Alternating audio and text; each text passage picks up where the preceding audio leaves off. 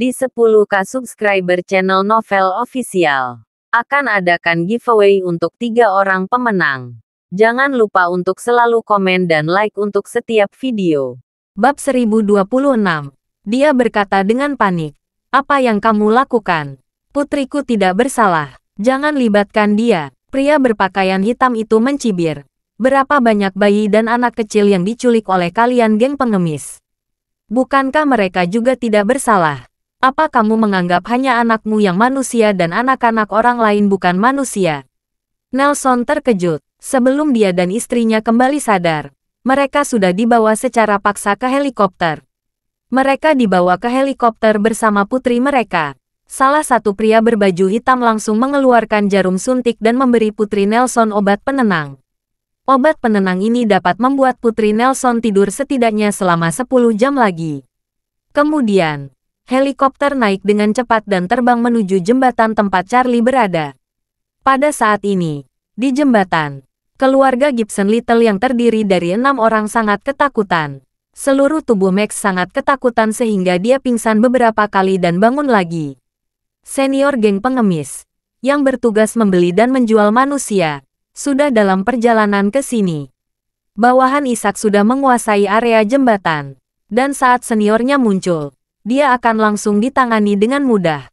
Gibson tergeletak di depan Charlie, kepalanya penuh darah kering. Membuatnya terlihat sangat menakutkan, tapi terlihat ekspresi ketakutannya saat menatap Charlie. Dia memohon, "Kakak, jika senior geng pengemis datang nanti, tolong izinkan keluarga kami pergi. Kami pasti akan memperbaiki diri kami di masa depan. Saya tidak akan pernah melakukan hal seperti ini lagi."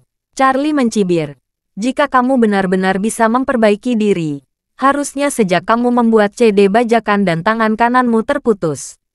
Orang lain telah bekerja keras untuk membuat film dan siap diputar di bioskop, agar mereka bisa menghasilkan uang di box office dan balik modal.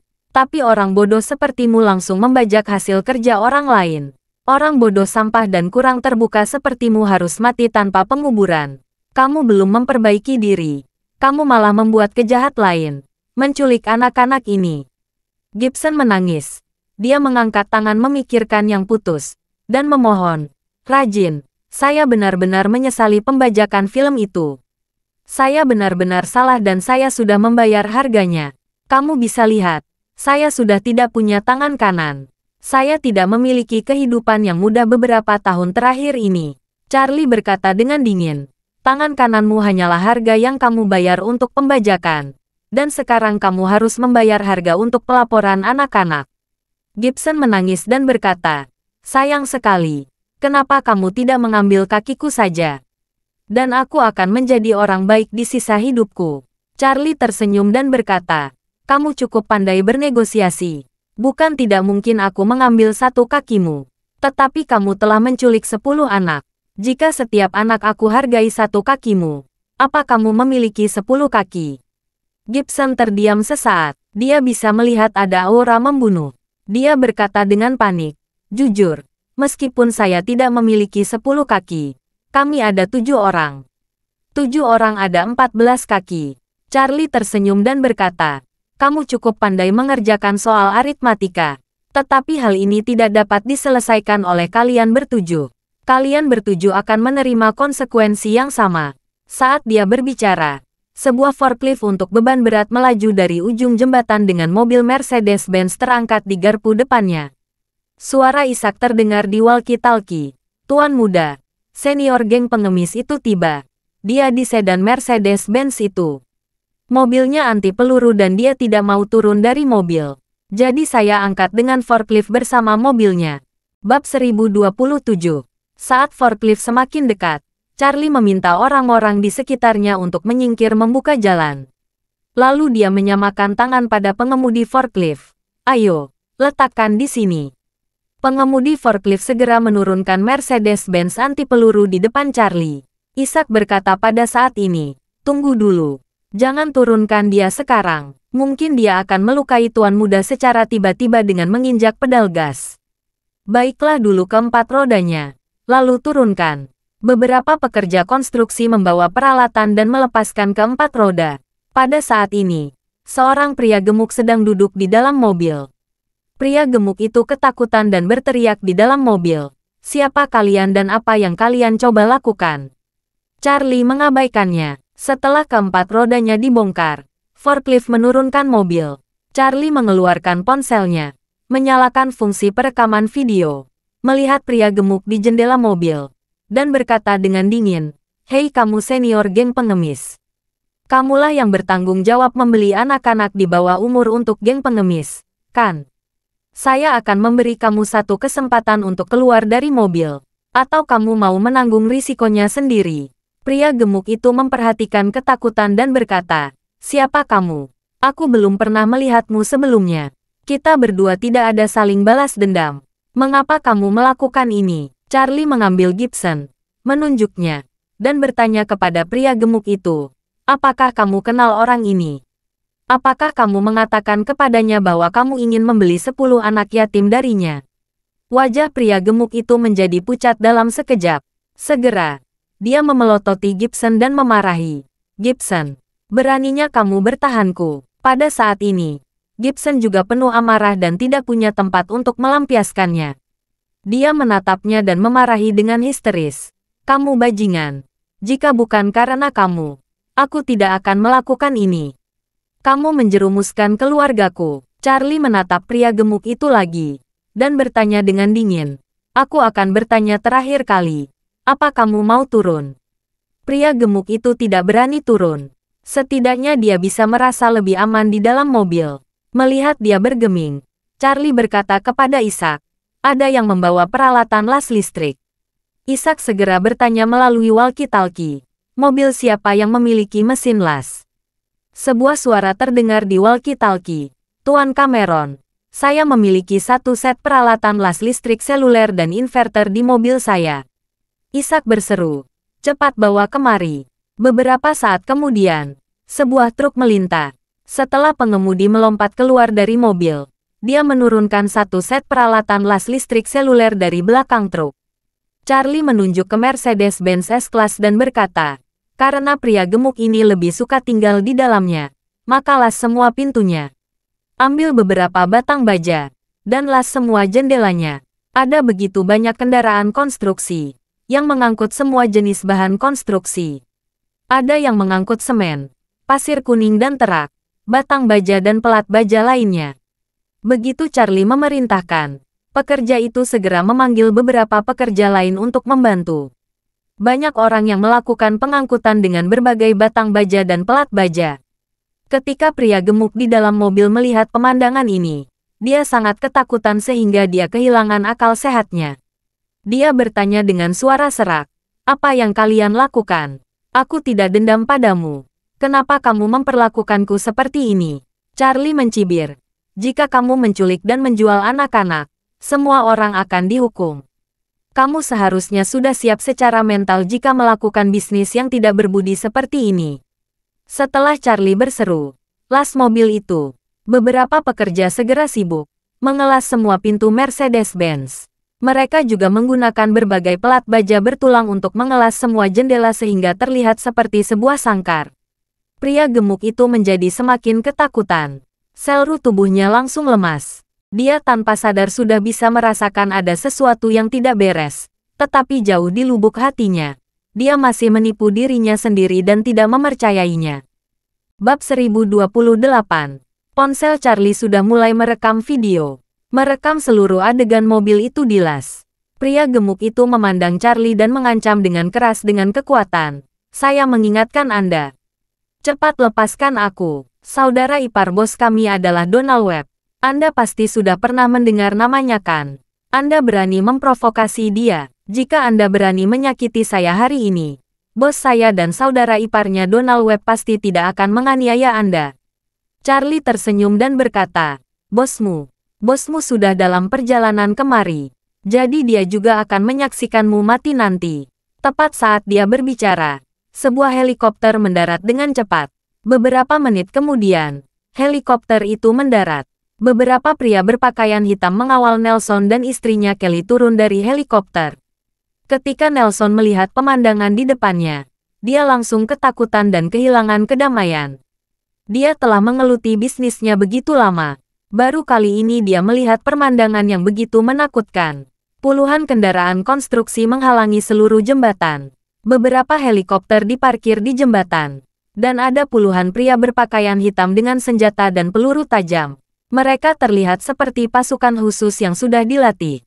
Dia berpikir, siapa orang-orang ini? Siapa yang telah dia singgung? Dia hanya bertransaksi dengan geng-geng pengemis. Lalu siapa yang punya kemampuan sehebat ini? Orang-orang berpakaian hitam membawa Nelson ke Charlie. Charlie memandang dan bertanya dengan dingin. Apakah kamu Nelson? Nelson menegang dan dia bertanya tanpa sadar. Siapa kamu? Apa yang akan kamu lakukan padaku? Charlie tersenyum dan berkata, Aku adalah orang yang menginginkan hidupmu. Ketika Nelson mendengar ini, wajahnya menjadi dingin. Dan dia berkata dengan marah, mau membunuh saya. Apakah kamu tahu siapa saudara ipar saya? Charlie tersenyum dan berkata, saya tahu. Saudara iparmu Donald Webb. Apakah kamu pikir Donald dapat menyelamatkan hidupmu saat ini? Jika anjing tua Donald itu datang, saya akan dengan senang hati membunuh seluruh keluarga Webb di sini.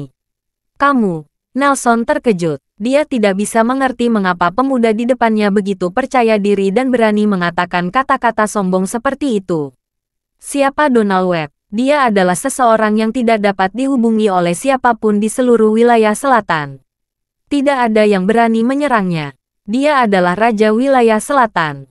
Tapi pemuda di depannya sama sekali tidak takut pada Donald. Apa yang membuatnya begitu percaya diri? Pada saat ini, pria gendut, yang telah terkurung di dalam mobil Mercedes-Benz, membuka celah jendela kaca dari mobil dan berteriak keluar. Bos, bos. Kamu harus menyelamatkanku. Bos. Nelson terkejut, menoleh dan melihat ada salah satu dari 9 geng senior pengemisnya sedang duduk di dalam Mercedes-Benz yang telah dilas mati. Dia bertanya, Senior Lance, mengapa kamu ada di sini? Senior geng pengemis di mobil Mercedes-Benz menangis dan berkata, Bos, saya di sini akan mengambil barang pesanan. Saya tidak menyangka Gibson Little yang bertransaksi dengan saya. Dia benar-benar memikat saya. Dia bersekutu dengan orang lain untuk memikat dan menyakiti saya. Bos, kamu harus menyelamatkanku. Nelson tercengang. Pertempuran ini sudah jelas akan mengancam jiwa. Jika mereka berani membunuh geng seniornya, mereka juga pasti berani membunuh dirinya sendiri. Dia gugup dan takut setengah mati, dan bertanya kepada Charlie dengan rasa cemas. Saudara, salah paham apa yang kita miliki? Apa yang kamu inginkan? Kamu bisa katakan, aku bisa memberi apa yang kamu minta, asal kamu melepaskan kami. Charlie berkata dengan dingin. Geng pengemis melakukan beberapa hal yang tidak manusiawi. Yang saya inginkan hari ini adalah hukuman surgawi. Sebuah keadilan. Bab 1029. Nelson berkata dengan ngeri. Kakak, iparku, Donald, adalah tokoh terkemuka di wilayah selatan. Jika kamu membunuhku, dia pasti tidak akan membiarkanmu pergi. Daripada membalas dendam dengan cara seperti ini, mengapa kamu tidak mengubah pertarungan ini menjadi persahabatan? Charlie ringan tersenyum dan berkata, maaf, saya tidak tertarik berteman dengan kalian. Kamu tidak layak menjadi temanku. Apalagi Donald juga tidak layak. Donald yang kamu lihat sebagai dewa, hanya sebagian kotoran di mataku. Charlie berkata lagi, Nelson, jangan khawatir. Aku akan bermimpi dengan kalian satu persatu. Aku akan membawa seniormu dulu. Setelah itu kita lanjutkan lagi diskusi kita. Segera setelah itu, Charlie memandang pria gemuk di dalam mobil Mercedes-Benz, dan berkata dengan dingin, kamu menculik dan menjual anak-anak. Kamu telah kehilangan hati nuranimu. Kamu adalah binatang. Kamu menculik dan menghancurkan hidup mereka. Hari ini, aku akan menjalankan keadilan dan menuntutmu membayar harga dari apa yang telah kamu lakukan. Kamu sangat menyukai mobil Mercedes-Benz ini dan tidak mau turun. Mobil ini akan menjadi peti matimu dan bosmu akan mengucapkan selamat jalan. Setelah itu, dia memandang Nelson dan berkata dengan dingin, ayo, nyanyikan aku sebuah lagu dengan keras. Lagu Italia yang terkenal, Selamat Tinggal Teman. Nelson tanpa sadar berkata sambil gemetar, aku tidak akan. Charlie membentaknya, Apakah kamu membodohiku? Siapa yang tidak bisa menyanyikan lagu klasik seperti itu? Nelson memang bisa menyanyikan lagu ini. Dan dia sering menyanyikan lagu ini di KTV. Tapi bagaimana dia bisa rela bernyanyi di saat seperti itu? Pemuda di depannya telah mengelas salah satu jenderalnya di dalam mobil Mercedes-Benz. Dan dia mengatakan akan menjadikan mobilnya sebagai peti matinya. Ini berarti dia akan mati di dalam mobil. Dia tidak bisa menyelamatkan saudaranya sendiri. Dan dia tidak bisa menyanyikan lagu Selamat Tinggal Teman ketika dia akan meninggal. Bukan. Melihat dia tidak berbicara, Charlie segera berteriak. Penembak, tembak kaki mencurigakan. Begitu Charlie memerintah, terdengar suara tembakan. Segera setelah itu, Nelson berlutut di aspal dengan menjatuhkan diri. Lutut pemahamannya telah hancur menjadi segumpal daging. Dan dia berteriak kesakitan. Charlie melanjutkan. Saya akan menghitung 1, 2, 3. Dalam 3 detik dia tidak bernyanyi. Tembak kakinya yang lain. 1, 2. Ketika Nelson mendengar ini, dia sangat ketakutan sehingga dia menangis dan menangis. Jangan tembak. Jangan tembak. Saudaraku, aku akan bernyanyi. Aku akan bernyanyi. Setelah itu, Nelson menahan rasa sakit yang parah di lututnya dan bernyanyi dengan suara gemetar. Ah, selamat tinggal teman. Ah, selamat tinggal teman.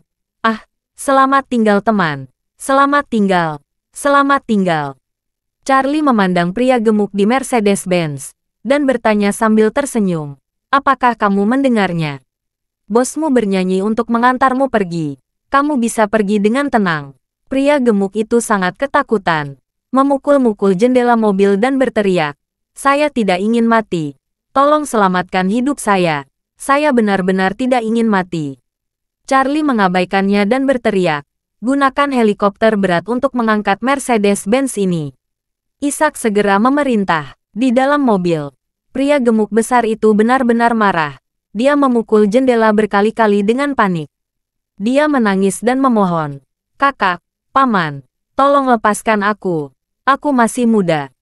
Aku tidak ingin mati. Aku punya ibu berusia 80 tahun.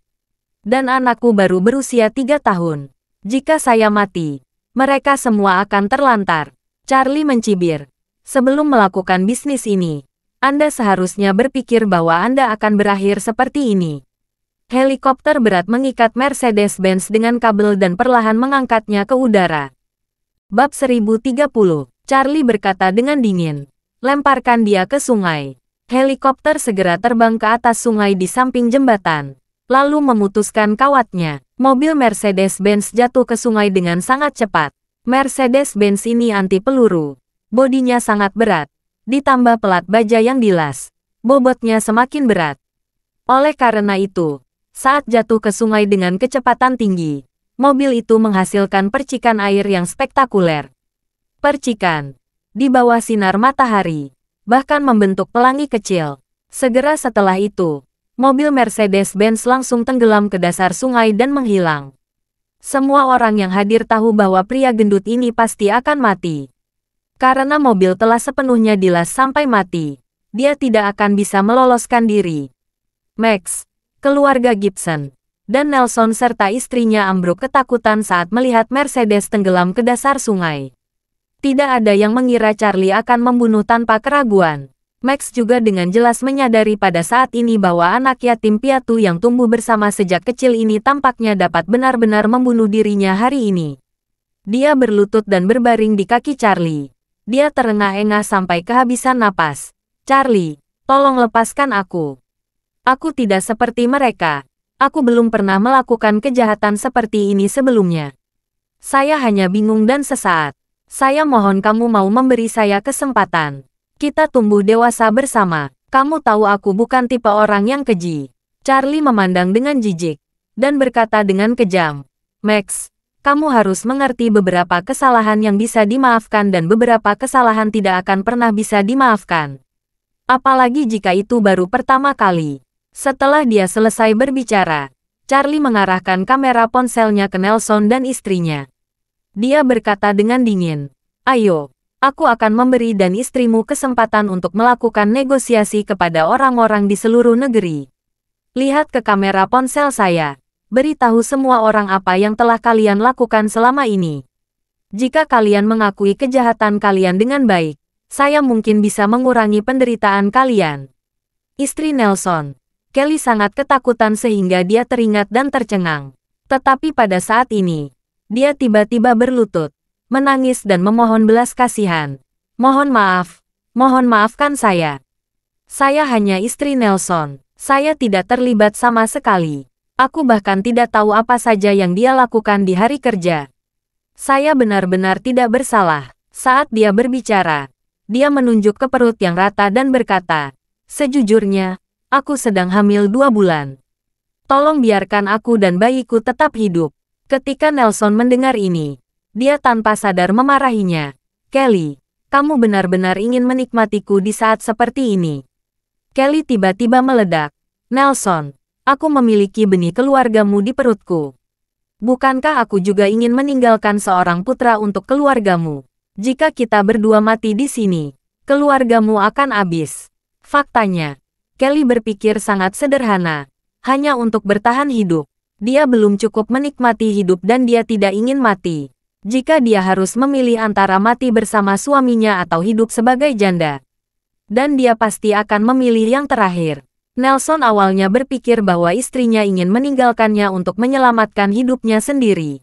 Tapi mendengar dia mengatakan itu, jantungnya tiba-tiba membeku. Istrinya benar. Jika dia dan istrinya mati, dan bahkan jika putrinya dibiarkan hidup, garis keturunan keluarganya akan hilang.